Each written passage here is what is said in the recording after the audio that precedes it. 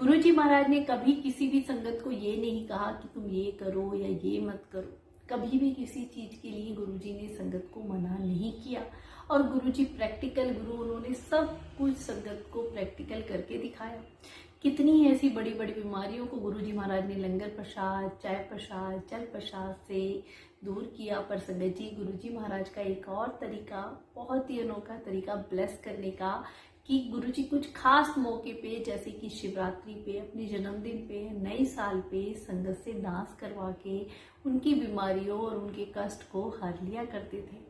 कहते हैं ना कि परमात्मा की एक दृष्टि तो हम पे पड़ जाए तो हमारा संकट कहाँ हमारे पास रहेगा, हमारी परेशानियां तो वैसे ही दूर हो जानी है। संगत जी, इसमें भी एक सत्संग ही है।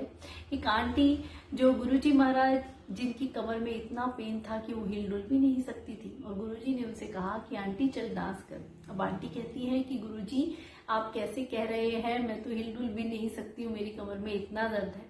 तो गुरुजी बोले, गुरु अनु कभी मना नहीं करते।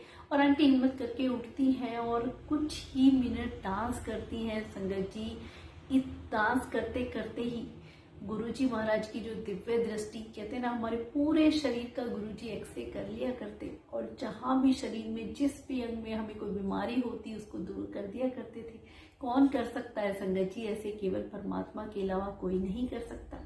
और आंटी का कुछ ही देर में, कुछ ही मिनट डांस करने से कमर दर्द बिल्कुल गायब हो जाता है और लाइफ में कभी नहीं होता है। तो ऐसे हमारे गुरुजी महाराज ने संगत को हर पल उनकी कष्ट परेशानियों को हरने के ऐसे अनोखे तरीके कि हम उनका गुणगान करते हैं तो संगत जी ऐसे लगता है गुरुजी आज भी हर संगत को ब्लेस कर रहे हैं। पर अक्सर देखा गया है कि संगत ने एक रिचुअल सा बना लिया है कि हर सत्संग में उठ के डांस करने लग जाते हैं, जो कि बिल्कुल गलत है। संगत जी, इस बात को समझें। गुरुजी महाराज के सत्संग की कुछ मर्यादा है जिसमें हमें डांस नहीं करना है, ना ही हमें ताली बजानी है। वो 2 घंटे हमें गुरुजी महाराज के चरणों में बड़े ही ध्यान लगा के गुरुवाणी सुननी है और कहीं भी इधर उधर अपना ध्यान नहीं भटकाना है। गुरुजी की प्रेजेंस की बात अलग थी। जब किसी संगत को कैसे ब्लेस करना था, उनकी माया, उनकी लीला वही जानते हैं।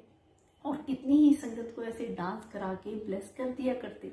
पर आजकल जो अक्सर सारे ही संगत में संगत बीच में उठ के डांस करने लग जाती है सत्संग में, जो कि बिल्कुल गलत है। संगत जी, इस बात का ध्यान रखें कि गुरुजी ने जो मर्यादा हर सत्संग की सेट करी है, हमें उसी का पालन करना है।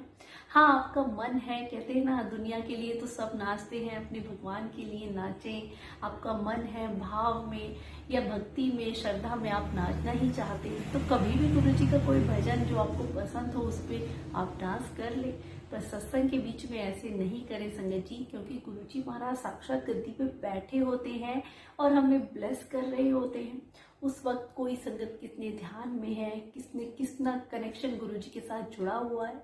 तो जब हम ऐसा करते हैं तो वो ध्यान भी भंग होता है। और गुरुजी एक शक्ति के रूप में जब गद्दी पे बैठे होते हैं तो अपनी कृपा सब संगत पे बरसा रहे होते हैं।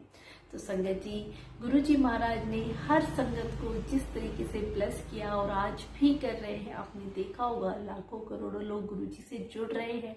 गुरुजी के बड़े मंदिर में भी जाते हैं तो कितना रश होने लग गया है। हर कोई संगत ऐसे भागम भाग गुरुजी के दर्शन के लिए तरस रही है संगत जी।